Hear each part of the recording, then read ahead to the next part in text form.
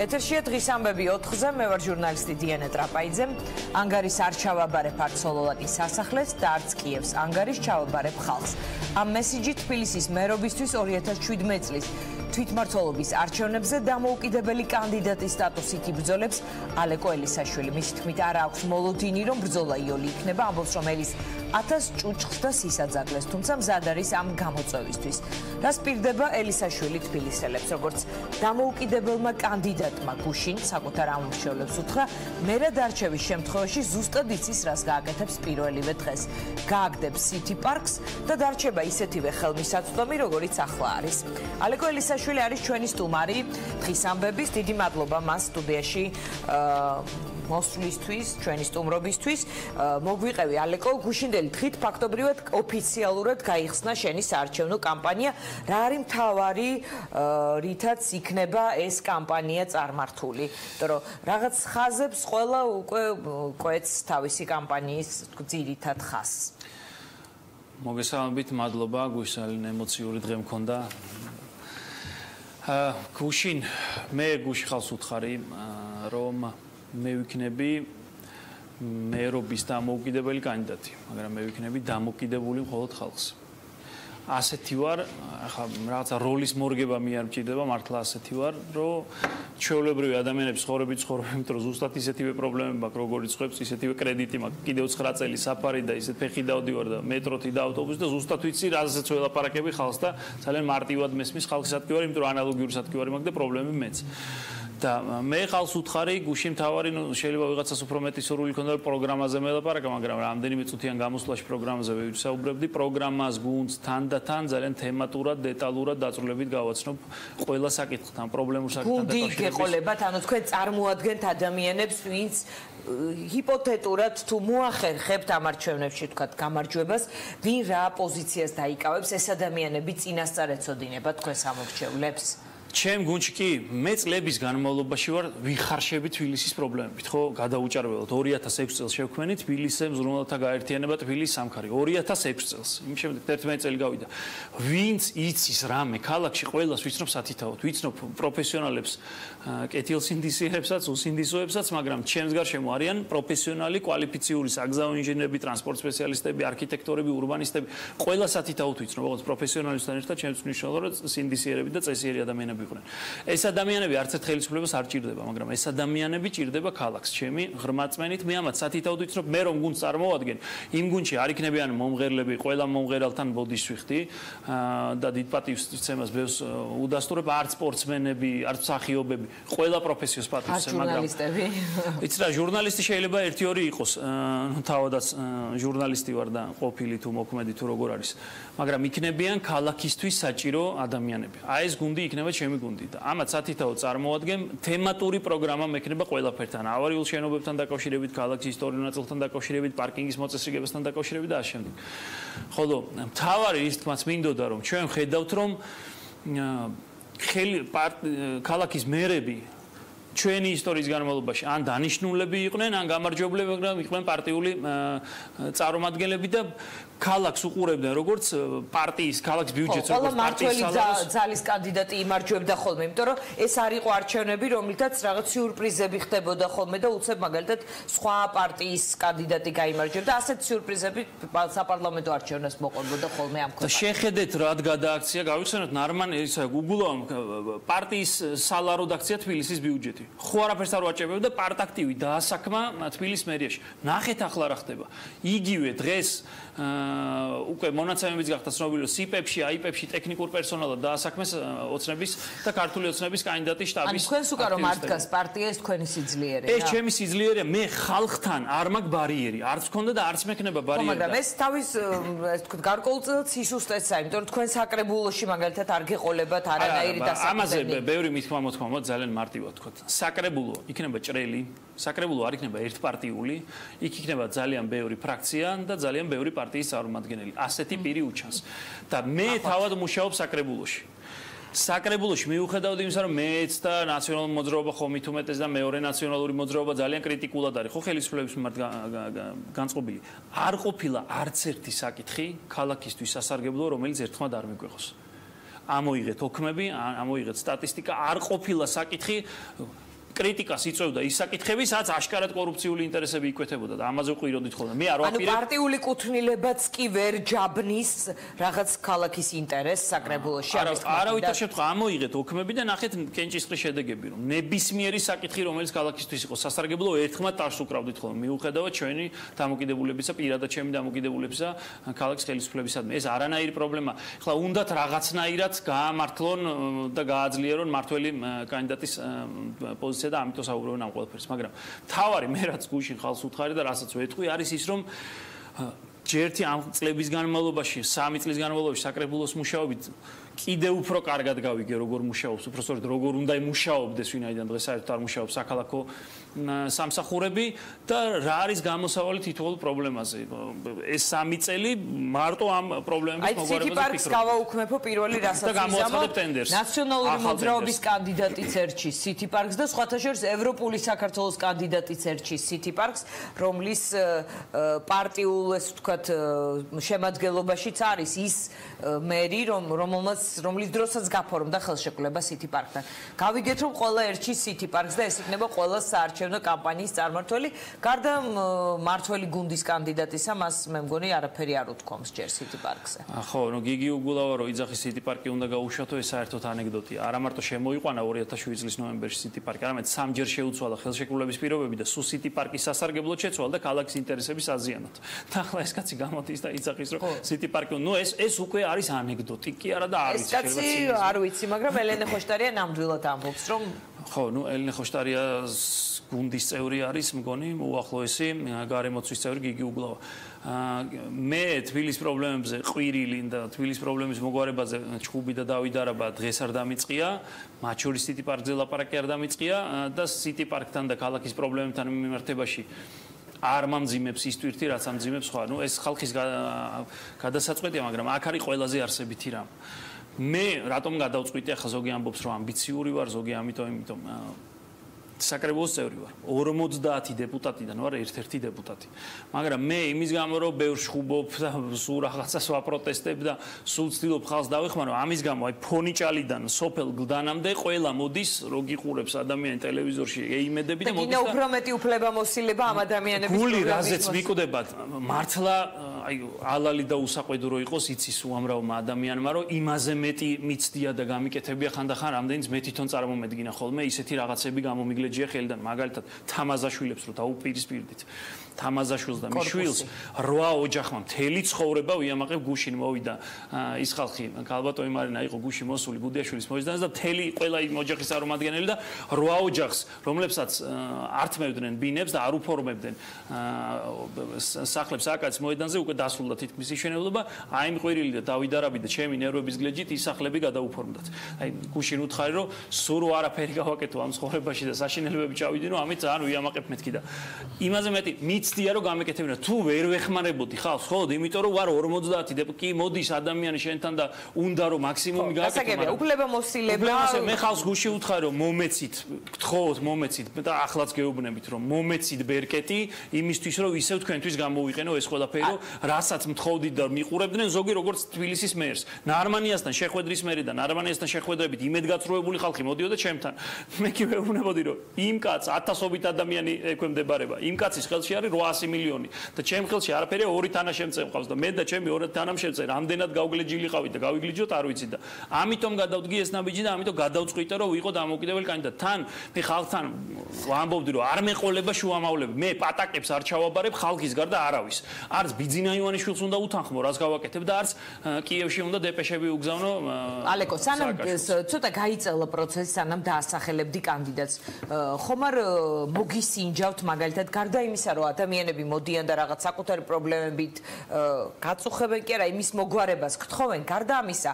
რა მხარდაჭერა შეიძლება გქონდეს ქალაქში იქნებ გამოკითხე რა რაღაც საზოგადოებრივი აზრი შეისწავლე მოსინჯე დატესტე საკუთარი თავი ანუ რაღაც ამ პროცესთან ხომ არ გქონდა საქმე ანუ ბრძოლაში შეხვედი რისთვის მესამე მეოთხე მეორე მეხუთე ადგილისთვის არა მეხუთე ადგილისთვის ვისაც უნდა იმანი ბრძოლოს მაგრამ მე გამარჯვებისთვის შევედი ბრძოლაში მე კარგად ვიცი როგორი მხარდაჭერაც მაქვს, მე ფულ ფეხით დავდივარ, მეტროით დავდივარ და ნებისმიერ გამომყვეს თუ უნდა მეტროში კამერით არ ჩავალ, არავითარ შემთხვევაში და წინას არჩევნად ეხა დაიწყებენ მეტროში კამერები ძირბილს. და ეს ჩემთვის მიუღებელია, მეტრო უბრალოდ ჭირდება, იმიტომ რომ ყველაზე კომფორტული არის და მით უფრო ზაფხულში მეტროში ჩასვლას და სიგრილეში მგზავრობას არაფერი შობს. მე ვგრძნობა ამ მხარდაჭერას, ვინმეს თუ აინტერესებს, მაგ თუ არა ხალხის მხარდაჭერა, გამომყვეს და ნახონ მაგ თუ არა ის მხარდაჭერა. საზოგადოებრივ ტრანსპორტში გაქვს შემოწმებული შენი მხარდაჭერა? ნამდვილად, საზოგადოებრივ ტრანსპორტში და ქუჩაშიც ფეხით რო დავდივარ, აი გამომყევით, მით უფრო გუშინდელი დღის და პრეზენტაციის და თავის წარდგენის შემდეგ დღეს ნახეთ როგორ ვარ რომ დავდივარ ფეხით. აი როგორ უყურებ? გასაგებია ყველა ამბობს რომ გაიმარჯვებს რაღაც გადამწყვეტ ბრძოლაში შედის და იბრძვის პირველი ადგილისთვის ეს რაღაც გარკვეული ტაქტიკაა, მაგრამ დარწმუნებული ხართ რაში, რომ მაგალითად მეორე ტურში გადაიყვანთ, გადახვალთ მეორე ტურში, მაგალითად მართველი გუნდის კანდიდატთან ერთად? კი, ამაში დარწმუნებული ვარ. მე ვარ დარწმუნებული, რომ იქნება მეორე ტური და მეორე ტურში გავიმარჯვებ აუცილებლად. მე სათამაშოდ და სამაიმუნოდ არა ვარ, მე უზარმაზარ ამეძდებ სასწორზე, უკვე ისეთი სისაძაგლეები წამოვიდა, ისეთი ჭუჭყი წამოვიდა ჩემ წინააღმდეგ, მაგრამ მე ამისთვის მორალურად მზად ვარ და წარმოვიდგენია ოქტომბრის ბოლომდე რას იზამენ, თუ ერთი პარტია, თუ მეორე პარტია, თუ არ ვიცი დანარჩენი, მაგრამ ამისთვის მე მზად ვარ და მე ლამის თელი ჩემი სიცოცხლე გადავდე ამ ყველაფრისთვის, მართლა თავი გადავდე, იცით თქვენ როგორი საშიშია ახლა ხელისუფლების კანდიდატთან დაპირისპირება და არიან ყველაფერი ჩვენ გვინახავს ფეხბურთის ფედერაციის პრეზიდენტის არჩევნები და გვინახავს მაგალითად ბატონი კალაძის როლი ამ არჩევნებში. ანუ ფიქრობ რომ ბატონი კალაძე შეიძლება თქვენს წინააღმდეგ რაღაც არასათანადო მეთოდებს გამოიყენებს ამ ბრძოლაში? იცით როგორ არის? კი, რა თქმა უნდა, ამას ველოდები. არჩევნების გაყალბების თელობას. რატომ მას შეიძლება მისთვის სასურველიც იყოს ის რომ ეხა თქვენი ლოგიკით თუ თქვენ ფიქრობთ რომ ბოლოს რჩებით თქვენ და მართველი ძალის კანდიდატი, თქვენ სხვა დანარჩენი ოპონენტებისთვის უფრო თქვათ მიუღებელი ხართ, იმიტომ რომ ისინი იბრძვიან რომ დარჩნენ მართველი ძალის კანდიდატთან ერთად რაღაც ფინიშის წორს, არა? დიანა, ეხა ერთ რაღაცას თქვით. კი ბატონო. მოდით, რა მოხდება შემდეგ? აი გია ხუხაშვილი არჩეულებრივ ანალიზს აკეთებს ხოლმე, კითხეთ მათ. მე უბრალოდ შემიძლია ვთქვა, რა მინდა, რას მინდა მივახციო. მე ეს ქალაქი მაგრად მიყვარს.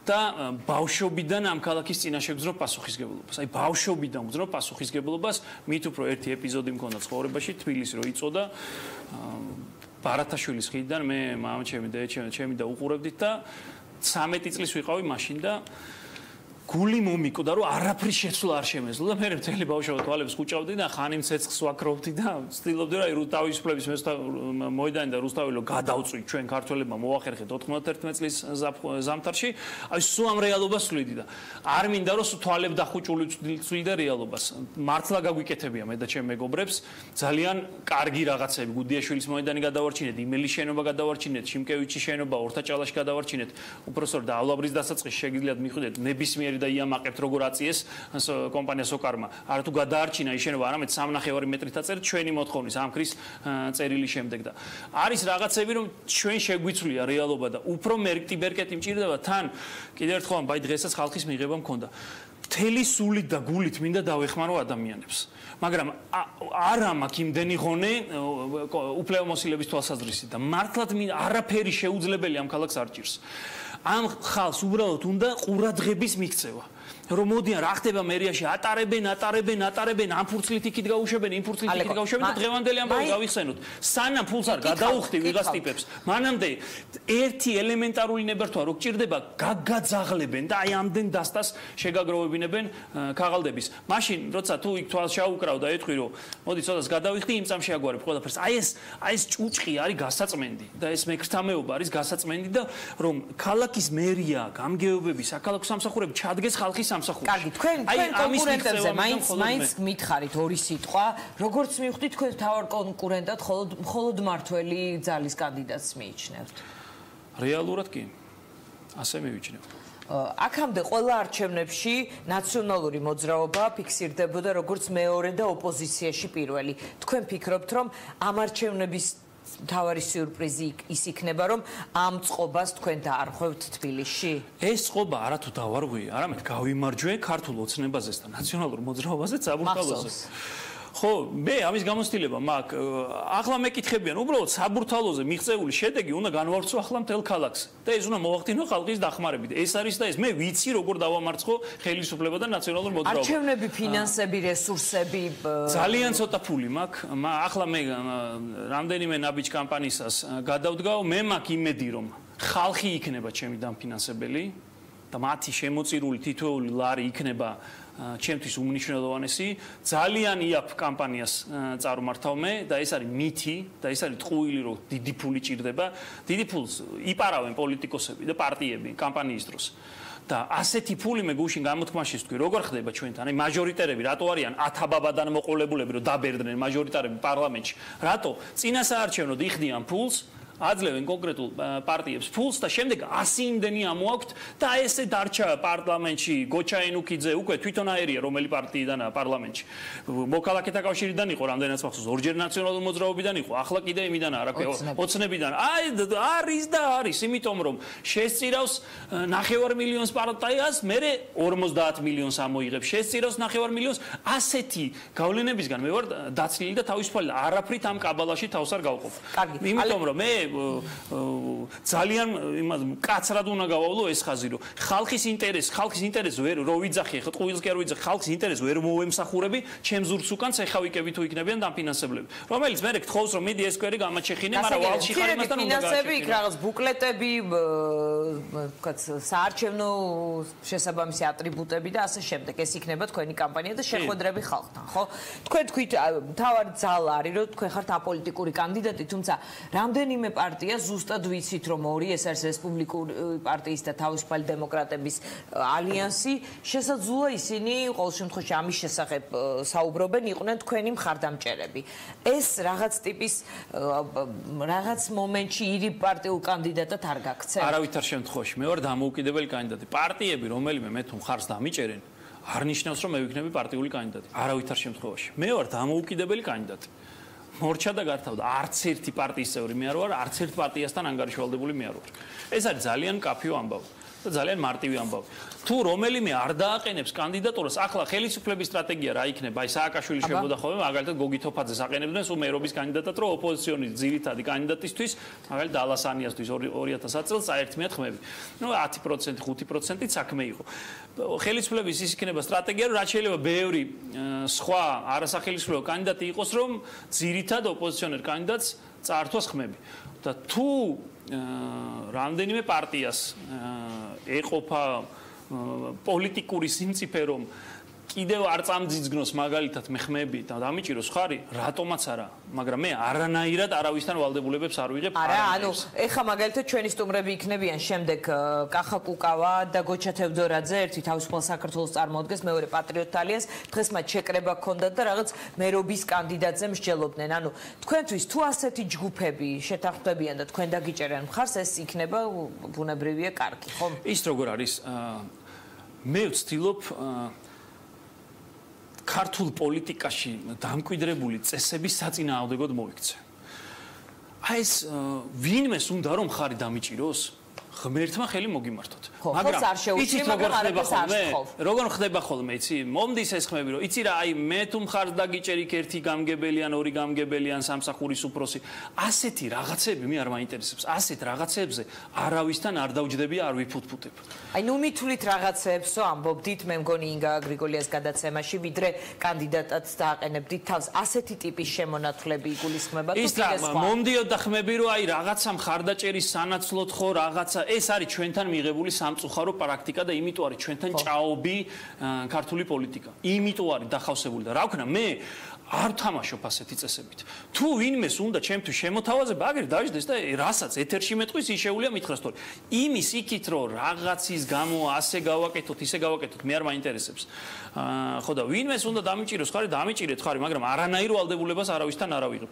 მხარს თუ დამიჭირე იმისთვის, რომ შევცვალოთ ეს ხელისუფლება, რომ არ ვისმენდეთ იმას, რასაც დღეს ვისმენთ, რომ მაღალჩინოსანი მერიის იღებს ქრთამს შემდეგ გამოდის მერია და იძახს რომ შტატგარეში თანამშრომელი იყო.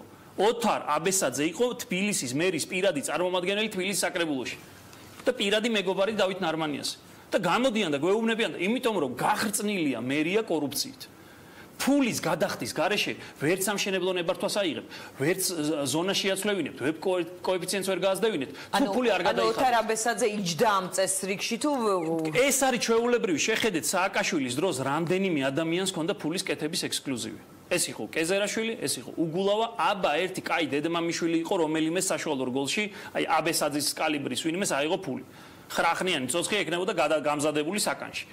უტრირებულად ვამბობ, მაგრამ საშუალო და ქვედარგოლი მართლა იყო გაწმენდილი კორუფციისგან და ზედარგოლში ჰქონდათ რამდენიმე ფულის კეთების უფლება და დღეს ყველა აკეთებს ფულს ვისაც შეუძლია და განსაკუთრებით გახრწნილია მერია, იმიტომ რომ ნარმანია იციან რომ არაფერს არ წარმოადგენს, ცარიელი ადგილია და მიდის აღებ მიცემობა.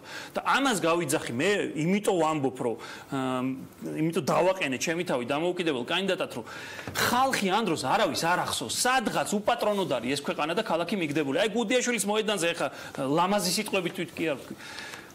ნარმანია მერობის წინ, როდესაც კანდიდატი იყო თქვა საჯაროდ და მემორანდუმს საჯაროდ მოაწერა ხელი YouTube-ში აკრიფეთ უგნებავთ ნარმანია გუდიაშვილი მემორანდუმი ნახავთ რომ მოაწერა 6 პუნქტიან მემორანდუმს რომ ჩემი გამარჯვების შემთხვევაში აქ გაკეთდება საოცარი და ამ პუნქტს შევასრულებ იმ პუნქტს 3 წელია გუდიაშვილზე მუშა არ გამოჩენილა და რაც დავაყენე მიგდებულია უპატრონოდ იქაურობა ინგრევა და რაც თქვი რომ აპირებ მივარდნე იქნებოდა სამუშაოები წამოიწყეს და ამაშია საქმე რომ ქალაქი არის უპატრონოდ მიგდებული რამეს ვაჭარბებ პეკინი გადათხარეს აგერ არის თქვენთან ყურისძირში ხო ორი მუშა დგას და ერთი პაპიროს ეწევა იქიდან რაღაც თხრი შედალოცვილო რამდენიც გავიარეს სულ რაღაც სამუშაო ერთი ესკავატორი მუშაობს არქივთან რაღაცა ისე ნარნარად ხრის და მეორე მუშა აქეთ პაპიროს ეწევა იქ უნდა ბრდული დაიღეს და ხო მაგრამ რაღაც ინტენსიურად იმუშავა იმიტომ რომ იქ არ არის კაცი პატრონი და ამ ქალაქში არ არის კაცი პატრონი და ხალხი თავისი დარდით და თავისი პრობლემებით და თავისი გაჭირვებით არის სადღაც ისე მიგდებული იქით ალეკო თქვენ თქვით რომ ბევრ დალახს ველოდები ამ კამპანიის დროს რამდენიმე უკვე იყო მაგალითად ზაზა ბიბილაშვილი ამბობს რომ თქვენ თაღლითი ხართ წვრილმანი ყარაჩოღლის ტყავში გამოწყობილი კინტო და რაღაც ფული შეჭამეთ რომელიც შემდეგ მისი გადასახდელი გახდა ასევე ეკაბესელიამ გუშინ თქვა რომ თქვენ უღირსი კანდიდატი ხართ და ეს გასაგებია ეკაბესელიას და თქვენი ურთიერთობა მაინც გასაგებია მაგრამ აი ზაზა ბიბილაშვილის და თქვენი ურთიერთობა ეს რაღაც ახალი დეტალი იყო და მინდა მაინც გთხოვოთ იმიტომ რომ ძალიან ბევრმა ადამიანმა წაიკითხა ეს სტატუსი სოციალურ ქსელში და გაიცა ძალიან დეტალურად ზაზა ბიბილაშვილს ის რა ზაზა ბიბილაშვილი და ეკაბესელია თუ მაკრიტიკებენ ესე იგი სწორი ცხოვრებით ცხოვრობ მყავს რამდენიმე ადამიანი რომელზეც სწორებას ვაკეთებ დადებითი პერსონაჟებიც ყავს და უარყოფითი პერსონაჟებიც თუ ბესელია და ზაზა ბიბილაშვილი ნაციონალური მოძრაობის წარმომადგენელი ქართული ოცნებიდან ბესელია მე მაკრიტიკებენ ესე იგი სწორად ცხოვრობ ყოველ შემთხვევაში ჯერჯერობით და სწორებას ამაზე ვაკეთებ და არ მყავს რამდენიმე დადებითი ადამიანი თუ ისინი მაკრიტიკებენ მათ მოსაზრებებს ყოველთვის ვსვადევნებ ხოლმე ესე იგი რაღაც ხარვეზია და მე ჩემ თავზე ფიქრობ ხოლმე ესენი თუ მაკრიტიკებენ აბსოლუტურად სწორად ცხოვრობ 12 წლის წინანდელი ამბები ძალიან დიდი ტყუილები და სისაძაგლით გააჯერა ბიბილაშვილმა მე მჯერა რომ ეს რაღაც მე უფრო ვფიქრობ რომ არ იყო ფხიზელი და იმიტომ დაწერა შემდეგ გაეცა პასუხი და მამან მოიყვანა მოწმეთ ცოცხალ მოწმეთ ერთი ჩემი მეგობარი რომელმაც შემდეგ დაწერა რომ მსგავსი არაფერი არ მომხდარა არავის ფული არ შეუჭამია და მსგავსი არ მომხდარა და მორჩა და გათავდა იმიტომ არის გატრონული ბიბილაშვილი და ვეღარ იღებს ხმას ალბათ დააბრეხვა ამ თვალზე ანუ ეს რაღაც პოლიტიკური ოპონირების ნაწილად აღიქვით? არ ვიცი, მე მაინც გონია რომ ეს რაღაცა ემოციურად მთვრალმა ბიბილაშვილმა რაღაცა მოიბჟუტურა და დაწერა იქ და მე თვითონ გაიხლარდა ამ ტყუილებში და არის ახლა გატრუნული და ხმას ვეღარ იღებს. შესაბამისად, ბესელია ხო თუ მაკრიტიკებს, ესე იგი სწორად ცხოვრობს. ისე საინტერესო იყო ინგას რაღა მაინცსა და მაინც ჩემი წარდგენის შემდეგ გაახსენდა ბესელიას ჩართვა იმაზე, რომ ჩემი წარდგენა შეეცვალა აირია თქვენი კანდიდატურის შეფასების უფლება აქ ყველას ბუნებრივია როგორც თქვენ გაუჩეთ უფლება და საშუალება შეაფასოთ სხვა კანდიდატები საინტერესო დამთხევა იყო რომ ჩემი წარდგენის შემდეგ იყო მაინც და მაინც ბესელია არა უშავს არა მე მზადა ვარ მე ვიცი რომ ძალიან რთულ საქმეში გავყავი თავი მე ამისთვის მზად ვიყავი თქვენს წარდგენამდე რომ ყოფილიყო ბესელია ეს რა შეცვლიდა ალეკო ბესელია ხომ თქვენზე აზრს არ შეიცვლიდა საინტერესო დაემთხვა იმ ქართულ ოცნებაში ბევრი დეპუტატია და არ ვიცი მოკლედ ეს თქვენი ასაწყობი არის ეს ყველაფერი მე ვერაფერში ვერ ჩავერევი უბრალოდ მეც მაქვს ჩემი აზრის თქმის უფლება მაგრამ მე ძალიან კარგად ვიცი მაგრამ რა გონიათ რომ განმავლობაში ვინმე დაამთხვია ეკაბესელია თქვენს თქვენს შეფასებას. საინტერესოდ დაემთხვა, ხო ასეა. ხო დაემთხვა საინტერესოდ. ეკაბესელია თქვენს წარდგენაზე ასეთ პოზიციას თავისას გამოთქვამდა ყველგან ნებისმიერ დროს. ზუსტად ჩემი ჩართვის შემდეგ, ხო? კარგით. თქვენი ჩართვა დაემთხვა ეკაბესელიას წინ და იქ რაღაცები აირია იქ რამდენჯერმე ეკაბესელია შეიძლება ასეც იყო.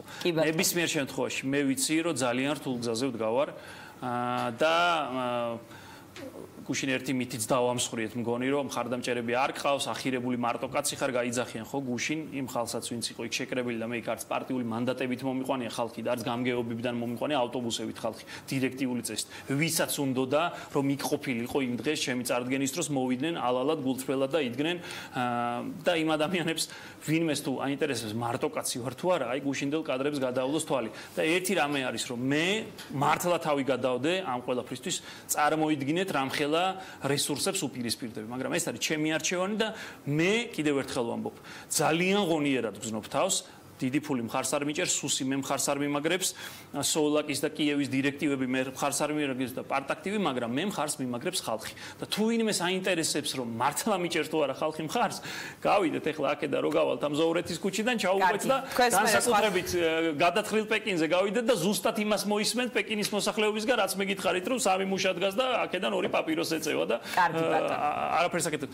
იმედი მაქვს რომ ამას მაინც მოაბავს თავს ნარმანია სექტემბრისთვის და დიდ საჩუქარს გადათხრილი და დატოვებული პეკინის სახით არ გაგვიკეთებს, მაგრამ თავარი მე რაც ინგა გრიგოლიამ მომწერა Facebook-ში რომ იქნებ დააკონკრეტებინო რაზე აქვს ეჭვი ალეკო ელისაშვილსო თუ რატომ ყავდა მე რატომ აქ ეჭვი ჩემი ჩართვის მე სახლში რომ მივედი ნახე რომ ბესელია აფასებდა ჩემ ჩართვას და ძალიან საინტერესო ისეთ რაზა ბიბილაშვილიც რომ ყოფილიყო თქვენი ჩართვის შემდგომ ბატონო რა თქმა მე თქვენ საქმეში ხო არ ვერევი არა მაგრამ რაზე გაქვთ ეჭვიო რაზე არა ეჭვი კი არა მაგრამ გეუბნებით რომ ჩემი წარდგენის შემდეგ პირდაპირ იჯდა ჩართვაზე ბესელია და ძალიან საინტერესო იყო მისი მოსაზრებების მოსმენა და კიდევ ერთხელ ვიტყვი სანამ ბესელია მხოლოდ ბესელია გამაკრიტიკებს ან მხოლოდ ზაზა ბიბილაშვილი იტყვის ჩემზე სისაძაგლებს ესე იგი მთლადსუდი გეზი ცხოვრებისები არის წარმატებები ალეკოს რეკლამის შემდეგ კახა კუკავა გოჩა თევდორაძე იქნებიან ჩვენი სტუმრები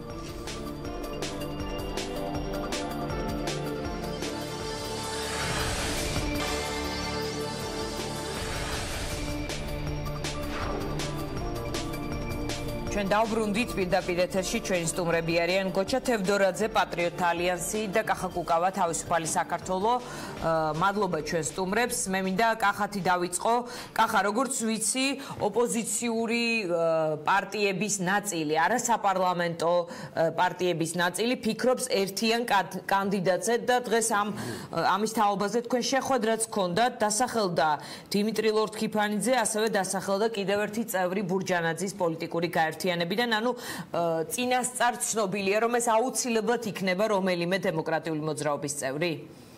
არა, პირიქით არ ვიცი საიდან მოიტანეთ ეს გვარები. ჩვენ გვქონდა ძალიან კარგი შეხვედრა, რომელიც სრული ურთიერთგაგების პირობებში ჩატარდა. კანდიდატურაზე საუბარი ჯერ ნაადრევი არის, ვინაიდან უნდა გამოიკვეთოს შეთანხმება რომელ პარტიებს შორის მიიღწევა ერთიანი კანდიდატის შესახებ და ამის შემდეგ დაიწყება კანდიდატურების განხილვა ერთობლივად. ბუნებრივია რომ კანდიდატურების განხილვა ორპარტიულ რეჟიმში ან გნებავთ სამპარტიულ რეჟიმში არის შეუძლებელი. დემოკრატიული მოძრაობის მხრიდან და მისი ლიდერის მხრიდან ცალსახად ითქვა, რომ კანდიდატურასთან დაკავშირებით არანაირი წინაპირობა არ არსებობს, ასე რომ ჩვენ შეგვიძლია განვიხილოთ როგორც უპარტიო კანდიდატი, ასევე ნებისმიერი იმ პარტიის წარმომადგენელი, რომელიც იქნება ამ შეთანხმების მონაწილე. კახა, შეიძლება თუ არა განიხილოთ მაგალითად ალეკო ელისაშვილი, რომელსაც დაასახელა თავის თავი მერობის დამოუკიდებელ კანდიდატად, ცოტა ხნის წინ იყო ჩვენი სტუმარი, ანუ ასეთი ვინმე დამოუკიდებელი კანდიდატის მხარდაჭერა, უკვე დასახელებული კანდიდატის მხარდაჭერა შეიძლება თუ არა მოახდინოს პარტიების ჯგუფმა. ჩვენ გვაქვს პოზიცია რომ არ განვიხილავთ მხოლოდ ორი პარტიის წარმომადგენელს, ქართულ ოცნებას და ნაციონალურ მოძრაობას. რაც შეეხება ალეკო ელისაშვილს, მე მას ახლა უსმენდი და თქვა, რომ არავისთან კონსულტაციას არ გავმართავ, არც ერთ პარტიასთან მე ურთიერთობა არ მინდა, თუმცა მე მახსოვს, რომ ის ადრე ადასტურებდა, რომ კონსულტაციები ჰქონდა რესპუბლიკურ პარტიასთან და თავისუფალ დემოკრატებთან. ამიტომ ეხა ამ რეჟიმში რომ რესპუბლიკელებს ელაპარაკება და დაუშვათ ჩვენ არ გველაპარაკება და ტელევიზიით უნდა გქონდეს ურთიერთობა, არ ვიცი როგორ შეიძლება შეთანხმება თორე ჩვენ კიდევ ერთხელ გეუბნებით, ჩვენი ამოცანა რაც რაც არის, იქ არც ელისაშვილი არის გამორიცხული და არც ნებისმიერი სხვა კანდიდატი. ჩვენი ამოცანა არის დიანა ძალიან მარტივი. ყველამ ძალიან კარგად ვიცით, რომ დღევანდელი კონფიგურაციით არც ერთ კანდიდატს გამარჯვების შანსი გარდა კალაძისა არ აქვს და მეტიც მეორე ტურში გასვლის შანსი გარდა უდუმაშვილისა არც ერთ კანდიდატს არ აქვს. ეს არის ჩამოყალიბებული კონფიგურაცია 2012 წლის შემდგომ ხელოვნური მცდელობა, რომ ქვეყანას თავს მოახმენ ორპარტიული სისტემა. ჩვენ გვინდა ამისი გარღვევა ამ ახინჯი კონფიგურაციის და ეს შეიძლება მხოლოდ იმ შემთხვევაში, თუ ოპოზიციას ეყოლება დიდწილად ყოველ შემთხვევაში ოპოზიციის დიდ ნაწილს ერთიანი კანდიდატი. ასეთ შემთხვევაში მას ექნება შანსი, რომ გადაცდეს 20%-იან მიჯნას, რისი შანსიც არ აქვს არავის საერთოდ, რომ მიუახლოვდეს თუნდაც 20%-იან მიჯნას ცალკე და თუ ჩვენ გადავლახეთ ეს 20%-იანი მიჯნა და გავედით მეორე ტურში, ასეთ შემთხვევაში ჩვენ კანდიდატს ექნება მოგების შანსი, იმიტომ რომ ხელისუფლება კარგავს თავარ არგუმენტს. რა არის ხელისუფლების თავარი არგუმენტი? 2016 წლის საპარლამენტო არჩევნები გვახსოვს ჩვენ. რომ კი ჩვენს ბევრი ხარვეზები გვაქვს და მაინც და მაინც ესე იგი ანგელოზები არა ვართ ფრთიანი, მაგრამ აი ბანდიტებს ნაციონალურ მოძრაობას მაინც ჯობი ვართ. როგორც კი მეორე ტურში ეს ბანდიტები არ იქნება მათი მთავარი ალტერნატივა, მთლიანად იცნება მოცემულობა. კონფიგურაცია, ხელისუფლება და მეორე ადგილზე ნაციონალური მოძრაობა, ბოლო რამდენიმე არჩევნების კონფიგურაცია იქნება ამ არჩევნებზე შენარჩუნებული თუ რაღაც ერთიან საერთო კანდიდატზე ვერ შეთანხმდება რამდენიმე ოპოზიციური პარტია. ეხლა ვიცით, ეხლა ეს მოცემულობა არის, ეს აჩვენა აგერ ერთი წელი არ გასულა ჯერ და პარლამენტის არჩევნებმა მე მაშინაც გამოვდიოდი გახსოვთ პარლამენტის არჩევნების წინას და ზუსტად იგივე იდეა მქონდა ოპოზიციაში არჩევნებში ოპოზიციის მონაწილეობასთან დაკავშირებით, ბევრი ოპონენტი მყავდა მაშინ და ბევრი პარტია მიმტკიცებდა, რომ რაღაცა ძალიან მაღალ პროცენტებს აიღებდა, მაგრამ ნუ ყველა ვაცნობიერებს, დღეს უკვე ნამდვილად ყველა ვაცნობიერებთ იმას, რომ ეს არის მოცემულობა. არ მოგწონს ეს მოცემულობა, ეს არის მახინჯი მოცემულობა, რაც არის, რომ ამ მთავრობას მოქალაქეთა კავშირია თუ რაც ვია ქართული ოცნება, ანუ ყველა მართულ პარტიას საქართველოში 30% მინიმუმ აქვს თავისი ადმინისტრაციული რესურსით, შეიძლება ცოტა მეტიც აკაჩოს რაღაც პირობებში და ნაციონალურ მოძრაობას ყავს ეს თავისი 20%, რომელიც რაც გინდა, როგორ პირობებშიც გინდა, ნუ მყარი ელექტორატი, რასაც ქვია, რომელიც სხვა პარტიისკენ გახედვას არ აპირებს. დარჩენილი 40 თუ 50%. ახლა მარტივი არითმეტიკა ამას პოლიტიკაც არ ჭირდება. თუ გაანაწილებთ 10 პარტიაზე გამოვა 4-5 პარტია, თუ 4-5%, თუ გაანაწილებთ 20 პარტიაზე გამოვა 2-3%, მაგრამ ახლა თუ გაერთიანდება, ხედავთ რომ მას აქვს შანსი რომ არჩევნები მოიგოს. თევდორაძეს ვკითხოთ, ის პატრიოტთა ალიანსს წარმოადგენს. პატრიოტთა ალიანსი არის თუ არა მზად სხვის კანდიდატ, ანუ სხვა პარტიის წარმომადგენელს დაუჭიროს მხარი და მას თავისი კანდიდატი არ ყავდეს ამ არჩევნებზე? მოგესალმებით, ჩვენ მოვისმინეთ ეს წინადადება, იყო კახა მოსული ამ იდეით, თვლით რომ საინტერესო წინადადება არის ოპოზიციის ერთიანი კანდიდატი თბილისის მერის არჩევნებზე წარდგომა.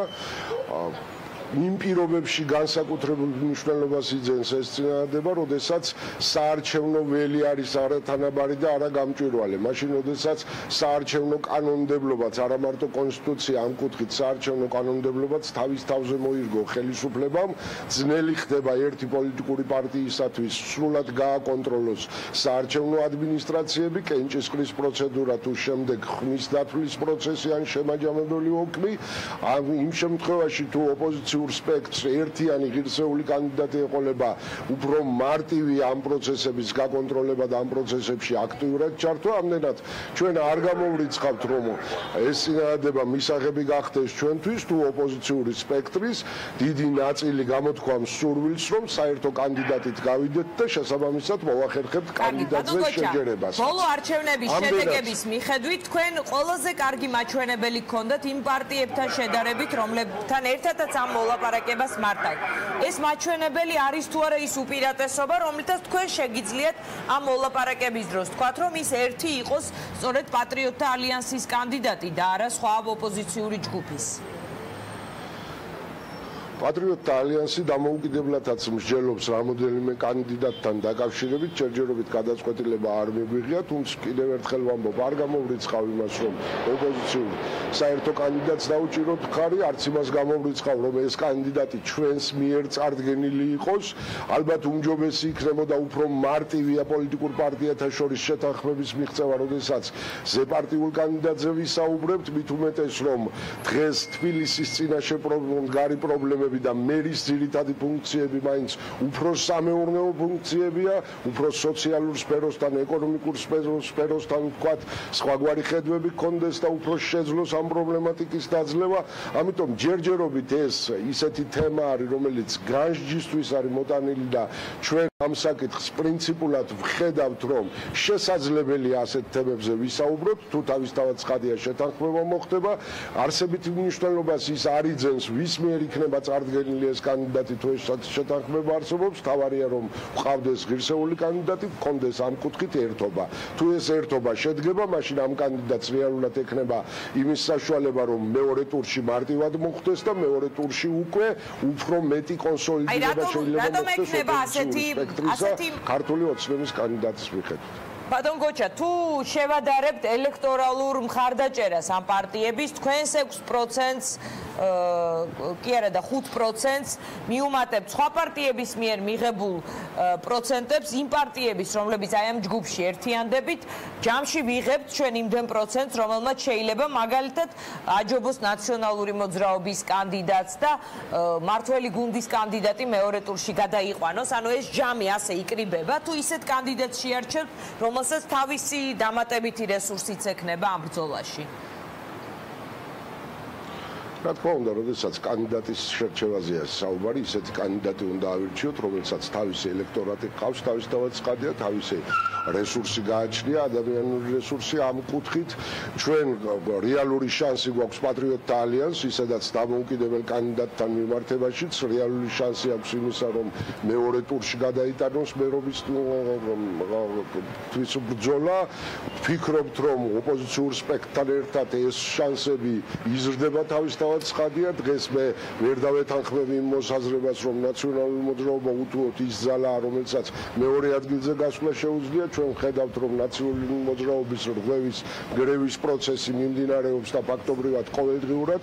ჩვენ ვნახეთ, რომ ორად გაყოფა თვითონ პოლიტიკური პარტიისა, თავისთავად ცხადია, ეს უკვე აღარ იძლევა იმის საფუძველს, რომ ნაციონალურ მოძრაობას ჰქონდეს საფუძველი საუბრისა, რომ 10%-ზე მეტი გააჩნია მას და ასეთი მხარდაჭერა აქვს, თავისთავად ცხადია, ნაციონალური მოძრაობა ვერც მისი განშტოება, ვთქვათ, ევროპულ საქართველოს წარმოჩენილი ხელშესახებ წარმატებას ამ არჩევნებში ვერ მიაღწევს, სწორედ პატრიოტთა ალიანსი არის ის პოლიტიკური ძალა, რომლის რეიტინგი მზარდია, ესაჩვენა 2014 წლის პირველმა არჩევნებმა, რომელშიც ჩვენ მივიღეთ მონაწილეობა, ესაჩვენა 2015 წლის შუალედურ არჩევნებმა საგარეჯოსა და მარტვილში და ეს დავინახეთ 2016 წლის საპარლამენტო არჩევნებზე, რომელშიც შეეცადა ქართული ოცნება და ნაციონალური მოძრაობა ერთად და მოახერხა კიდეც პოლარიზება გაეკეთებინა არჩევნებისა, ის იყო საპარლამენტო არჩევნები და აქ უფრო მეტი იყო შესაძლებლობა ასეთი პოლარიზებისა.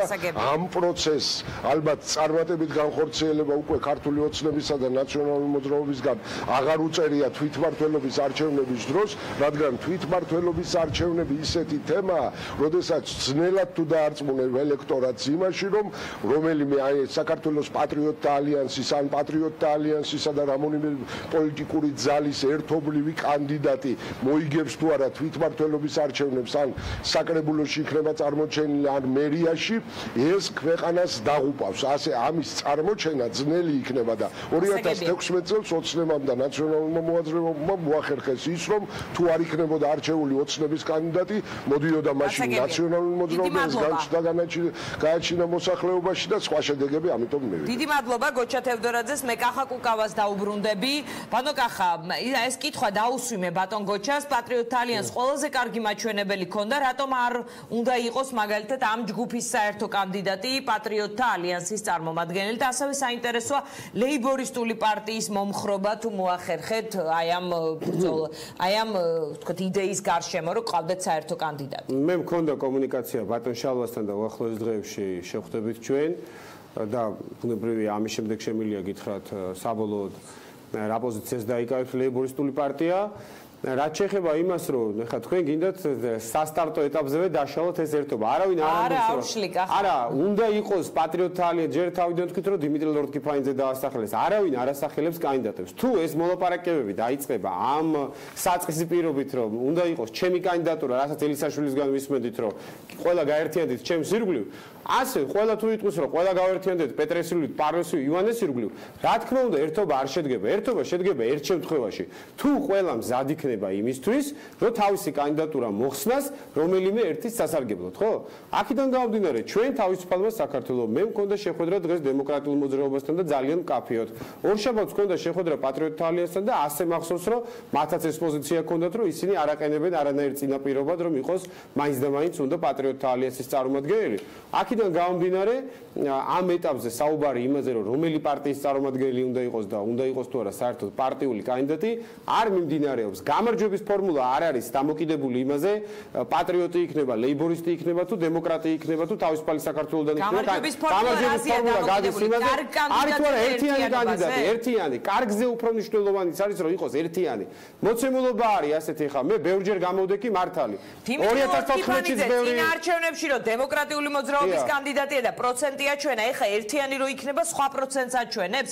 დიმიტრი ლორთქიფანიძე ინდივიდუალურად არ მიუდგება ამ მომრჩეველი? რა თქმა უნდა, არა, დიანა, ეხა და შენ ის ადამიანი ხარ და ის ჟურნალისტი, რომელსაც კარგად გახსოვს არჩევნების ისტორია საქართველოში. 2008 წლის 5 იანვარს ჩვენ გვყავდა კანდიდატი, რომელმაც აჩვენა ბრწყინვალე შედეგი, პირდაპირ უნდა ვთქვათ, გაყალბებული არჩევნების პირობებშიც კი და ძალიან კარგად ხვდებით რა შედეგს აჩვენებდა, რო ყოფილიყო არაგაერთიანებული ოპოზიციის კანდიდატი. და 2014-ში და 2016-ში, როდესაც მე მიმტკიცებდა ბევრი ოპოზიციური პარტია რო ვწდებოდი, მართალი გამოვდექი და ზუსტად ის პროცენტები აიღეს მეათედებში, რასაც პროგნოზირებდი და არ მინდა რომ 2017-შიც მართალი გამოვდგე. მირჩევნია რომ ერთიან კანდიდატზე შევთანხმდეთ და ყველამ ერთად გავიმარჯვოთ, თორე თუ არ მოხდა ეს ერთიანობა, წინასწარ დაგიწერთ პროცენტებს შეიძლება 0,1-0,2% იყოს ასწენ, არ არის. ლეიბორისტული პარტია არის თქვენთან ერთად. ლეიბორისტულ პარტიასთან გითხარით უკვე რომ მე მქონდა ბატონ შალვასთან ჯერჯერობით კომუნიკაცია და შევთანხმდით შეხვედრაზე. შეხვედრის დროს ეს თემები იქნება განხილული, მე იმედი მაქვს რომ ლეიბორისტული პარტიაც იქნება ამ ერთიანობის და ამ გამარჯვების ფორმულის მონაწილე. ერთ-ერთი მთავარი ხომ როგორც მივხვდი, კახა. არა მარტო მე ხა მე საერთოდ ტრადიციულად აი გავიხსენეთ 2008 წელი და უფრო მანამდე თუ გახსოვთ სხვა შორის ერთ ისტორიას გავიხსენებ აი ქართველებს ხშირად გვემართება ხოლმე ეს და რაღაცა პატარა წარმატების გამო რეალობის განსხვავს კარგავთ 2006 წელს სტარდებოდა ადგილობრივი არჩევნები როდესაც მაშინ სალომე ზურაბიშვილი იყო ძალიან პოპულარული იპოდრომზე შეკრების შემდეგ და ჩვენ მას შევთავაზეთ რამდენიმე პარტიამ რომ ის ყოფილიყო ოპოზიციის საერთო კანდიდატი და მან ასე თუჩი აიბზუა და თქვა რომ საერთოდ არ ცნობს ამ ოპოზიციას და 1%-იან პარტიებს დააყენა კანდიდატურა თავისი პარტიიდან ჩვენმა ბლოკმა აიღო 12% და მან აიღო 0,6%. აი ეს არის შედეგი, როდესაც კარგავთ რეალობას რაღაცა პატარა წარმატების გამო და მე ყველა ოპოზიციურ პარტიას მოუწოდებ რომ ყველას გვაქვს რაღაცა ჩვენი კოზირებით, ჩვენი ძლიერი მხარეებიც, სუსტი მხარეებიც, მაგრამ დაახლოებით ვიცით რომ ეს ყველა კოზირები და პლუსები და მინუსები იხარშება სადღაც 3-დან 5%-მდე, თუ მიაღწევ წარმატებას აიღებ 5%-ს, თუ ვერ მიაღწევ აიღებ 2%-ს. მაგრამ გლობალურად ეს ქვეყნისთვის ერთი და იგივე არის, გინდ 2% აგიღია და გინდ 4. გარღვევა იქნება ის, როდესაც შეიქმნება ოპოზიციური კოალიცია რომელიც პირველ ტურში დაამარცხებს ნაციონალურ მოძრაობას და ექნება შანსი იმისი, რომ მეორე ტურში ებრძოლოს ქართულ ოცნებას. წინანდელ შემთხვევაში დაიმახსოვრეთ ჩემი სიტყვები და დარწმუნებული ვარ, აგერ გვისმენენ თბილისელები და ყველა ძალიან კარგად ხვდება იმას, რომ მეორე ტური იქნება კალაძე, უდუმაშვილი და დააჩაქუჩებენ იმ უდუმაშვილს შანსს არ დაუტოვებენ, როგორც ნარმანია მოუგო მელიას რაღაცა 6-1 ისე იქნება ზუსტად ამ შემთხვევაში. დიდი მადლობა კახა კუკავას, ჩვენ საუბრობდით არასაპარლამენტო ოპოზიციის ნაწილის სურვილზე, რომ ყავდეს საერთო კანდიდატი თბილისის მერობისთვის ბრძოლაში. დღის ამბები 4-ზე დასრულებულია, საღამოს გელოდებათ პოლიტმეტრი, ჩვენ ხვალ შევხვდებით ერთმანეთს ნახვამდის.